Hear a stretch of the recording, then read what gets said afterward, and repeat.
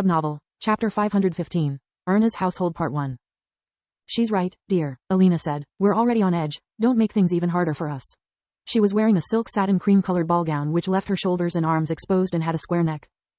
The others joined her plea, forcing him to shut up. Lith was very nervous too and couldn't wait for the gala to be over. Meeting Floria again after so much time was a bittersweet event to him, especially since now they had both moved on. Things with Solus weren't great either. Lith was happy seeing her grow as a person, but at the same time, he was sad at not being able to spend as much time together as before. Solus now spent her free time in her own room, receiving her friends rather than being around him like in the past. Tista, Kala, and even her vampire daughter, Nika, visited Solus whenever they had a chance. It always happened when Lith was spending time with Camilla, so that Solus wasn't forced to hole up in her ring to give them some privacy.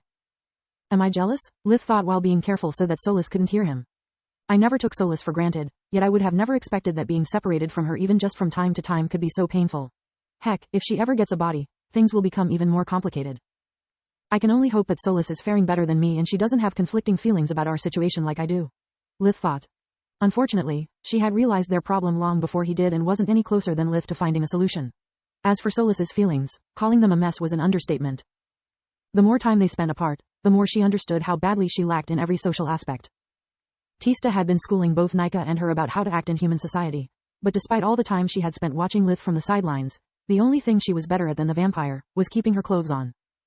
Nika had gotten used to living with the customs of an undead beast, making personal hygiene optional and her dress code non-existent.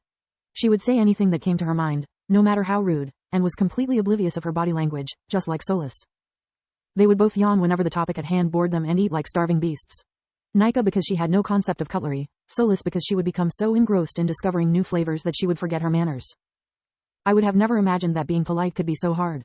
Solus inwardly sighed. Because of our mind link, I'm not used to sugarcoating my words nor hiding my feelings. I'm a terrible liar, I did it only once and I'm still regretting it. She thought. Yet human interactions are mostly based on deception. Even Tista says that my honesty is refreshing at first, but soon becomes obnoxious. To make matters worse, the few humans who I've met in the Tron Woods all ran away screaming. No matter how pretty my dress is or how kind I am, I'm nothing but a monster in their eyes. While Solus and Lith were brooding about their problems, their stagecoach finally reached the Ernas' ancestral home. It was Camilla's first time seeing something so magnificent. The manor was surrounded by high white crystal walls, which generated an array that prevented anyone from flying or warping past its boundaries without the use of a special amulet. Their coachman showed his ID to the guards stationed at the gates, who in turn lifted an amulet over their heads. It emitted a ray of light that resonated with coachman's uniform first, then his papers, and lastly the entire stagecoach. Each of them glowed with a silver light, proving the authenticity of the documents, the man's identity, and that the magical seals placed on the vehicle hadn't been tampered with. Camilla gasped while looking through the passenger window as she noticed that the park around the manor extended as far as her eye could see. Even though the night sky was covered by black clouds, the gardens were perfectly lit. Each statue, bench, and even fountain which decorated the area radiated a gentle glow, giving the hosts the impression of having walked into a fairy tale. The air smelled of freshly cut grass, flower beds adorned the cobblestone paths that went from the front gardens to the main building. Trees and bushes were all artistically trimmed to resemble mythical beasts, like unicorns and griffins. The benches were made of white marble and engraved with runes that made them water and dirt-proof, keeping them dry and clean no matter the weather.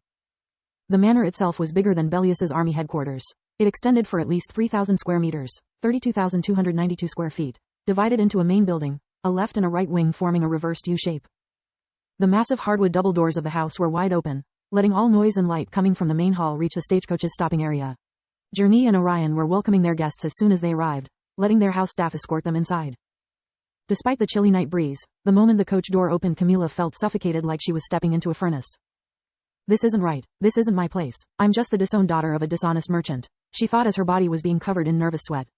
Camilla tried to stand up, but her weakened knees failed her, making her stumble on the coach steps.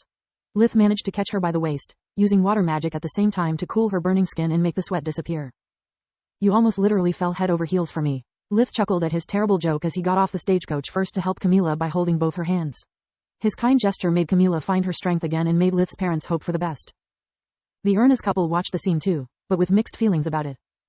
Long time no see, Lith. It's too bad you haven't grown much since your days at the academy. Orion joked. He was over 1.96 meters, 6 feet 5 inches tall, with black hair, brown eyes, and a perfectly shaven face. His physique was lean but muscular. Every one of his movements was full of vigor. It's nice to see you too. Is everyone inside? Yes, I'll join you as soon as we're done with our guests. I have a little surprise for you. 2 members of the house staff accompanied the Verhens to the ballroom. One of them was Dida, Journey's cousin, who was still disguised as a housemaid. The other was Dieter, an old family butler who managed to glare at Lith like he was a traitor while maintaining perfect composure. I guess it's reasonable to assume that the rest of the staff blames me for the breakup too. Lith thought.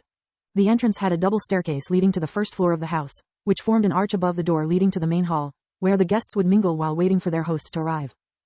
Lith sighed, hoping that when his past and present clashed, he wouldn't be caught in the middle.